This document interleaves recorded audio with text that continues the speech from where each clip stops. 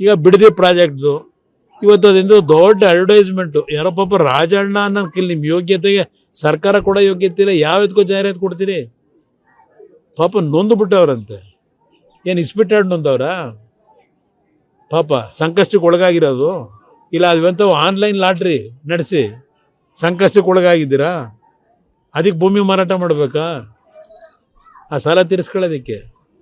ಬಿಡದಿ ಪ್ರಾಜೆಕ್ಟ್ದು ಅದೇನು ಹೇಳೋರಲ್ಲ, 2018ರಲ್ಲಿ ಏನು ಅಡ್ವರ್ಟೈಸ್ಮೆಂಟ್ ಕೊಟ್ಟವರಲ್ಲ, ಕುಮಾರಸ್ವಾಮಿ ತಗದು ಯಾರು ಬಂದಿದ್ರೋ ಗೊತ್ತಿಲ್ಲ. ಬಿಡದಿ ನಮ್ಮ ರೈತರು ಅದೇನೋ ರೆಡ್ ಝೋನ್ ತೆಗೀರಿ ಅಂತ ಹೇಳಿ ಈ ಮಾತನ್ನ ಒಂದು ಜಾಹೀರಾತು ಕೊಡೋಕ್ಕೂ ಒಂದು ಜನ ನಂಬ್ಕೊಳ್ಳೋ ಥರ ಜಾಹೀರಾತು ಕೊಡಿ.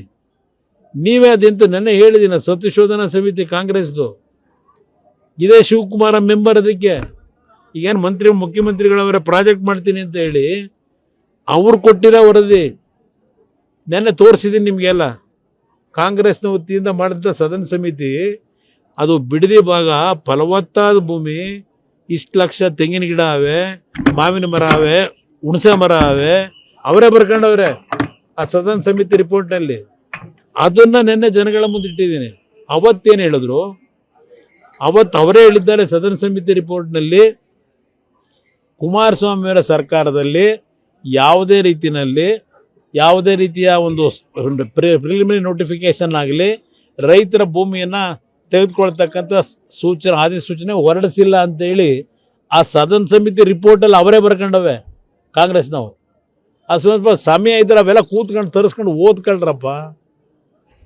ನಮ್ಮ ಸ್ಟ್ಯಾಂಡಲ್ಲಿ ಯಾವುದಾದ್ರೂ ಒಂದು ಅಭಿವೃದ್ಧಿ ಅಂತಕ್ಕಂಥದ್ದು ಮಾಡಬೇಕು ಅಂದರೆ ನಮ್ಮ ಪಕ್ಷದಲ್ಲಿ ಯಾವತ್ತು ಜನವಿರೋಧಿ ಕಾರ್ಯಕ್ರಮ ಕೊಡ್ತಕ್ಕಂಥ ಕೆಲಸ ಮಾಡಲ್ಲ. ವಿಧಾನಸಭೆ ಕಲಾಪದಲ್ಲೇ 30 ಬಹುಶಃ ಆಗಸ್ಟ್ ತಿಂಗಳಿನಲ್ಲಿ ಇಲ್ಲ ಜುಲೈನಲ್ಲಿ ಇರಬೇಕು, ಅವತ್ತು ನಾನೇ ವಿಧಾನಸಭೆಯಲ್ಲಿ ಹೇಳಿದ್ದೇನೆ, ಬಿಡದಿ ಪ್ರಾಜೆಕ್ಟನ್ನು ಮಾಡ್ತಕ್ಕಂಥ ಪ್ರಶ್ನೆ ಇಲ್ಲ, ನಿಲ್ಲಿಸ್ತೀವಿ ಅಂತ ಹೇಳಿ. ನಾನೇ ವಿಧಾನಸಭೆ ಕಲಾಪದಲ್ಲಿ 2007ರಲ್ಲಿ ಆಗಸ್ಟ್ ತಿಂಗಳಲ್ಲಿ ಹೇಳಿದ್ದೀನಿ. ಇದು ಕೂತ್ಕೊಂಡು ಓದಿ.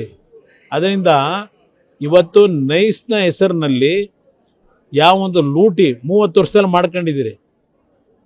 ಇವತ್ತು ಬೆಂಗಳೂರು ಮೈಸೂರು ರಸ್ತೆ ಆಗಲೇ ಇಲ್ಲ, ಅದ್ರ ಜೊತೆಗೆ ಈಗ ಬಿಡದಿನಲ್ಲಿ ಲೂಟಿ ಮಾಡೋಕ್ಕೆ ಹೊರಟಿದ್ದೀರಿ.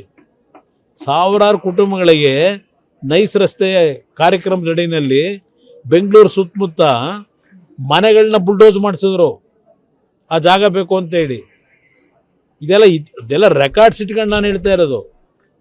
ಹೈಕೋರ್ಟ್ನ ಆದೇಶದ ಮೇರೆಗೆ ಹೇಳ್ತಾ ಇದ್ದೀನಿ. ಹಿಂದೆ ಇದೇ ಕಂಪನಿ ಹಲವಾರು ನ್ಯಾಯಾಲಯಗಳ ತೀರ್ಪುಗಳನ್ನು ದಾರಿ ತಪ್ಪಿಸಿ ಸುಳ್ಳು ದಾಖಲೆಗಳನ್ನು ಸೃಷ್ಟಿ ಮಾಡಿಸಿ ಕೆಲವು ಅಧಿಕಾರಿಗಳು ಕೆಲವು ರಾಜಕಾರಣಿಗಳನ್ನು ಮುಂದಿಟ್ಕೊಂಡು ದಾರಿ ತಪ್ಪಿಸಿದಂಥದ್ದು ಏನಿದೆ, ಇವತ್ತು ಹೈಕೋರ್ಟ್ನ ಮುಂದೆ ನಿಜವಾದಂಥ ದಾಖಲೆಗಳನ್ನು ಪ್ರೊಡ್ಯೂಸ್ ಮಾಡಿದ ಮೇಲೆ ಹೈಕೋರ್ಟ್ ಇವತ್ತು ಕೊಟ್ಟಿರೋ ತೀರ್ಪಿದು. ನನಗೆ ಇದರಲ್ಲಿ ಯಾವುದೇ ಹಠ ಇಲ್ಲ. ಅವ್ರಿಗೆ ಹಠ ಇರಬಹುದು, ಅವ್ರಿಗೆ ಹಠ ಅನ್ನೋದಕ್ಕಿಂತ ಹೆಚ್ಚಾಗಿ ಆ ಪ್ರಾಜೆಕ್ಟ್ನ ಹೆಸರಿನಲ್ಲಿ ಲೂಟಿ ಆಗಬೇಕು, ದುಡ್ಡು ಹೊಡಿಬೇಕು, ದುಡ್ಡು ಹೊಡೆಯೋ ಕಾರ್ಯಕ್ರಮ ಅದು. ನಾನು ಹೇಳೋದಲ್ಲ. ಇವತ್ತು ಅಲ್ಲಿ ಆ ಲೋಕಲ್ MLA, ಆ ಕ್ಷೇತ್ರದ MLA ಈಗೇನೋ ಮಂತ್ರಿ ಆಗೋರೆ, ಅವ್ರು ಏನೇನು ಹಿಂದೆ ಮಾತಾಡೋರೆ ಪಾಪ ಸೋಷಿಯಲ್ ಮೀಡಿಯಾದಲ್ಲಿ ತೋರಿಸ್ತಾರೆ ಹುಡುಗರುಗಳು. ಸ್ವಲ್ಪ ಅದನ್ನೊಂಚೂರು ತೆಗೆದು ನೋಡೋಕೆ ಹೇಳಿ.